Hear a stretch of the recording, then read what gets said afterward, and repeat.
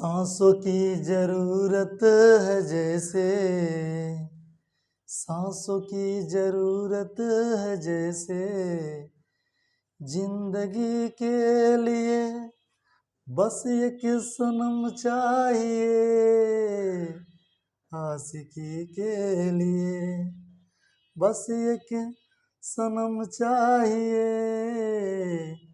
आशिकी के लिए। हेलो दोस्तों, आपके अपने यूट्यूब चैनल मैं सोल पे आपका स्वागत है। मैं हूं सोनू कुमार गुप्ता और आप लोग के बीच कुछ एग्जाम में आने वाले ऐसे इंपॉर्टेंट क्वेश्चन के बारे में बताऊंगा जो कि बहुत ही बेहतरीन होगा। और ये क्वेश्चन जो है एग्जाम में अधिकांशतः बार पूछा है और ये 99% कह सकते हैं कि हर साल ये क्वेश्चन एग्जाम में पूछता है तो पूछता है। तो चलिए इस क्वेश्चन के बारे में हम लोग जानते हैं, इसीलिए मैंने स्क्रीन पे लिख भी दिया हूँ कि ये VVI क्वेश्चन है, वेरी वेरी इंपॉर्टेंट। ये एग्जाम में अधिकांश बार पूछे जाने वाले प्रश्न है।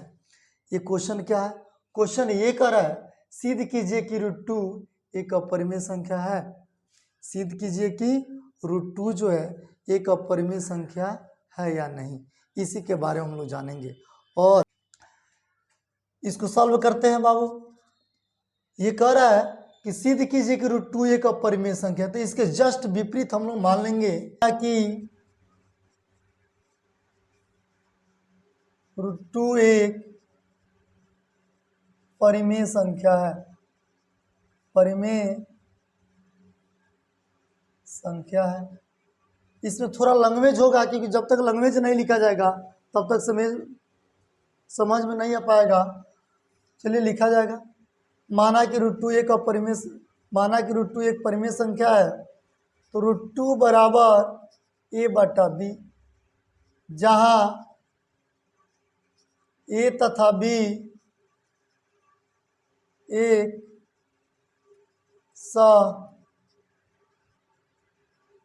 अभाज्य संख्या है, अभाज्य संख्या है। √2 बराबर a बटा b। अब क्या करेंगे, दोनों पक्षों में बर करने पर यानी दोनों पक्षों में हम लोग क्या करेंगे, बर करेंगे। बर का मतलब क्या होता है, स्क्वायर करेंगे। तो क्या हो जाएगा, √2 का स्क्वायर बराबर a बटा b का स्क्वायर कर देते हैं। तो √2 का वर्ग जो होता है रूट हट जाता है यानी 2 हो जाता है बाबू, बराबर a का वर्ग a स्क्वायर और b का वर्ग b स्क्वायर। अब क्या करेंगे, ये 2 के नीचे 1 मान लेंगे और तिरछा तिरछी गुना करेंगे, क्रॉस मल्टीप्लिकेशन। तो ये 2 से b स्क्वायर में गुना करेंगे तो 2b स्क्वायर बराबर a स्क्वायर। इसीलिए b स्क्वायर बराबर a स्क्वायर बटा 2। अब कुछ लैंग्वेज लिखेंगे ये कि a स्क्वायर का एक गुणनखंड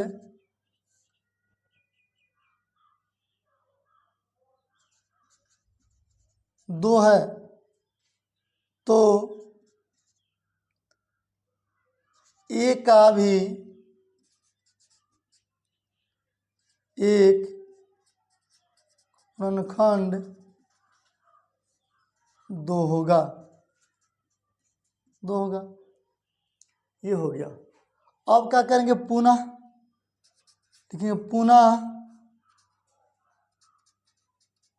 माना कि a बराबर 2n। पुनः माना कि a बराबर 2n। अब 2n रख के देखते हैं क्या हो जाएगा, √2 बराबर a बटा b। यहाँ पे लिख सकते हैं जहां n एक पूर्णांक है, n एक पूर्णांक है। अब करेंगे √2 बराबर a बटा b, यहाँ चलते हैं, यहाँ पे हम लोग चलते हैं। तो √2 बराबर ए बटा बी, तो √2 हो गया बराबर ए का, ए बराबर 2n माने हैं तो 2n बटा बी। इसमें भी लिखेंगे दोनों पक्षों में वर्ग करने पर फिर वर्ग में होता है स्क्वायर, दोनों पक्षों में वर्ग करते हैं तो क्या हो जाएगा, √2 का वर्ग बराबर 2n बटा बी का वर्ग। √2 का वर्ग जो होता है बाबू 2 हो जाता है, रूट खत्म, और 2n का वर्ग 4n का वर्ग स्क्वायर बटा बी का वर्ग बी स्क्वायर। इसके नीचे एक मानेंगे और तिरछा तिरछी गुना करेंगे तो 2b² बराबर 4n², इसीलिए b² बराबर ये 4n² बटा 2, यानी कटा तो 2n² हुआ। आगे बढ़ते हैं तो ये b² बराबर 2n², तो अगर हम करते हैं n² बराबर तो b² बटा 2 हो जाएगा, b² बराबर क्या हो जाएगा, 2 हो जाएगा। तब लैंग्वेज में लिखेंगे b² का एक गुणनखंड 2 है तो b का भी एक गुणनखंड 2 होगा।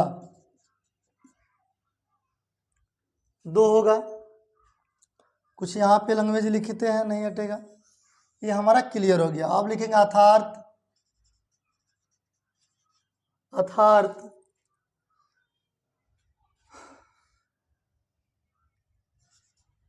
ए तथा बी का एक गुणनखंड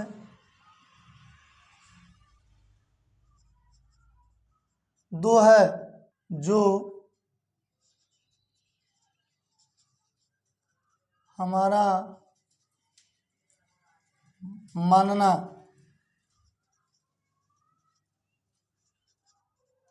गलत है, क्योंकि ए तथा बी में एक के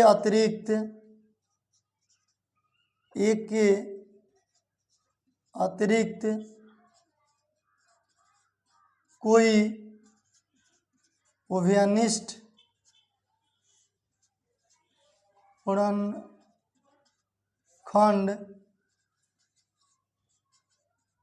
नहीं है, अतः √2 एक अपरिमेय संख्या